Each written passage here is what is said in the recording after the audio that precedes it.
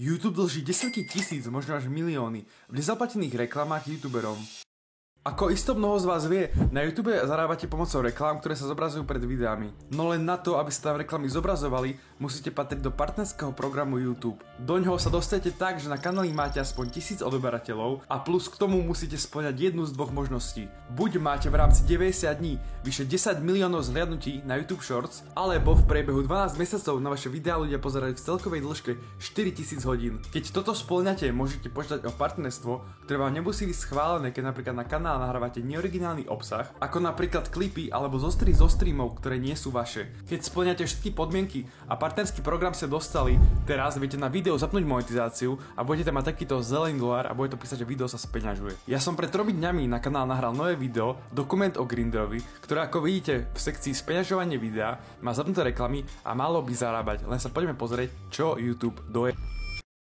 Sponzorom videa je stránka Sell Your Skins, kde predá svoje skiny instantne a za tie najlepšie ceny. Stačí zakliknúť tie, ktoré chceš predať a peniaze si poslať na PayPal, bankový účet, Revolut či dokonca pomocou krypta. A s kódom MAGRODIK dostaneš ešte o 5% naviac. Link je v popise.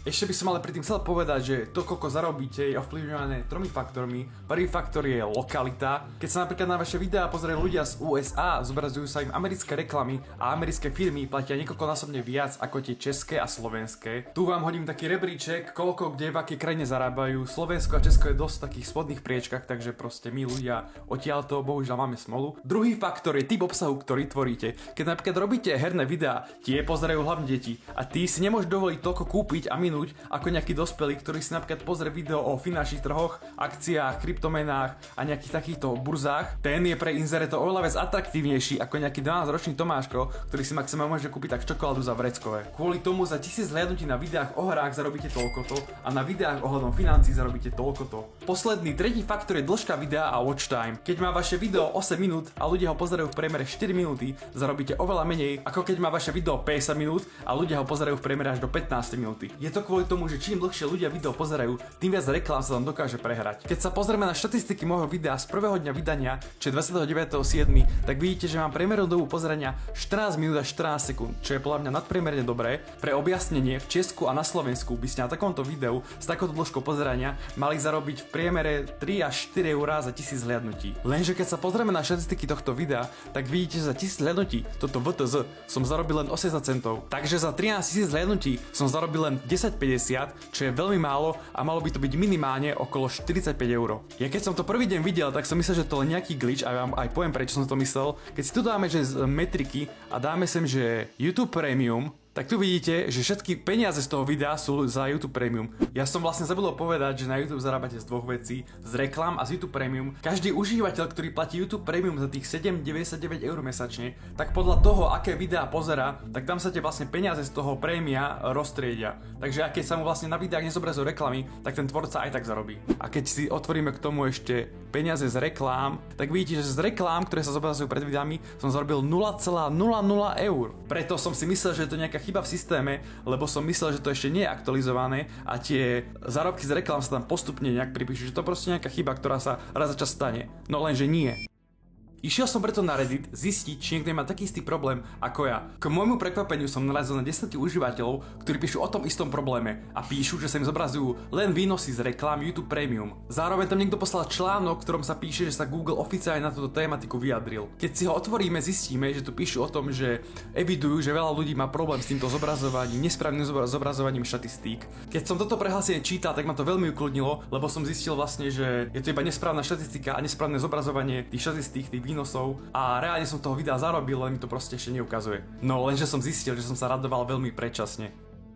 Začal som si viac čítať, čo o tomto probléme hovoria ostatní a veľa ľudí písalo, že to nie je iba chyba nesprávnych štatistík, ale že sa tie reklamy vôbec nezobrazovali. Jeden užívateľ, ktorý má YouTube meno Zulidovič, tu napísal komentár pod svojím videom, ktoré bolo vydané v tom období, kde sa pýtal svojej komunity, či sa im zobrazujú pod týmto videom reklamy. A ako vidíte, každý tu píše, že no ad for me, no ad during or after, akože žiadna reklama počas videa ani po videu. Už vtedy som vedel, že veľmi zle a že tie peniaze z reklám nikdy neuvidím, lebo tam vlastne žiadne reklamy neboli. A keď sa aj pozrieme na iné video z tohto dňa, tu má napríklad dokument o Artixovi, ktorý má watch time 9 minút 35 sekúnd A z toho videa som zarobil 8,30 €, čo vychádza nejak okolo 3,30 za 1000 zhliadnutí, čo je akurátne.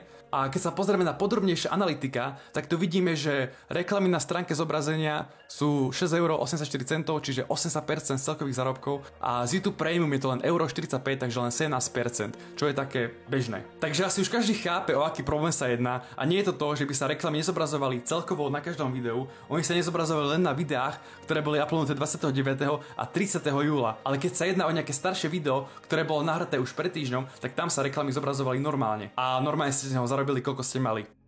YouTube pred pár hodinami zverejnil update o tejto problematike a povedal, že už to ako potvrdili, že tie reklamy sa tam naozaj nezobrazovali. Píšu len, že teraz to je opravené, ale nehovoria o ničom, že budú vlastne nahradzať škody a doplácať tým youtuberom za tie reklamy, ktoré sa na tých videách nezobrazovali.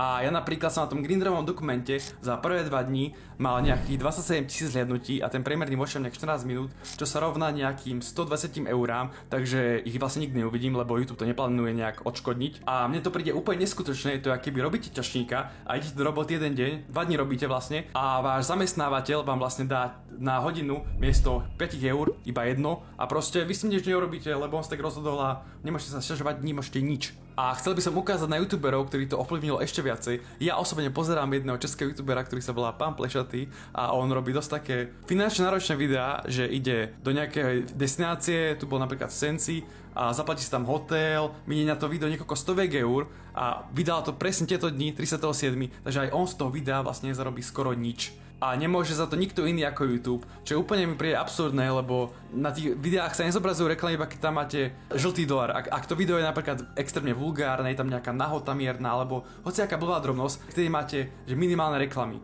Ale stranda je, že aj vtedy máte aspoň 10% z tých reklam, lenže teraz, ak je ten bug, vy ste mali 0. Čo je proste úplne, mi to príde absurdné, a príde mi to smutné a proste nefér, ale tak už čo s tým narobím? Ak ma chcete podporiť, tak môžete ísť na to video a napríklad si ho pustiť, keď budete spať, alebo si ho proste nejak pustíte, len aby sa tam zobrazovali tie reklamy, a tak nejak by ste mi nahnali aj ten watch time, aj tie stratené peniaze z tých reklám. Nič vás to nestojí, môžete dať tie mobil niekde do obývačky, niekde preč, keď budete nejaká sprchy, si pustíte video do pozadia, mne to veľmi pomôže. A veľmi blbo to vyšlo, že akurát tá celosvetová chyba príde na deň, keď ja chcem vydávať video, no je po 36 dňoch, to je úplne ako neskutočné. A najhoršie je, že toto nie je prvý prípad, čo sa niečo takéto stalo. Našiel som článok od Forbes, kde píšu, že YouTube vlastne nezaplatil nejakým creatorom, lebo im vypol reklamy. Tuto vidíte, ako jednému kanálu vypli kompletne speňažovanie videí a nezarobili niekoľko týždňov, ten kanál nezarobil ani euro, a bolo to iba kvôli tomu, že sa YouTube domnieval, že ten kanál si botuje čísla a že má falošných divákov, tak mu kompletne vypol speňažovanie a takto vlastne ohrozil živobytie. A takýchto prípadov je mnoho a YouTube to nikdy nevyriešil a nikdy tie škody, čo spôsobil, nenahradil, čo je podľa mňa úplne smutné, ale keďže to je monopol, tak si to môže jednoducho dovoliť. No a to je tak asi všetko, čo by som sa povedať. Veľmi na to mrzí, čo sa stalo.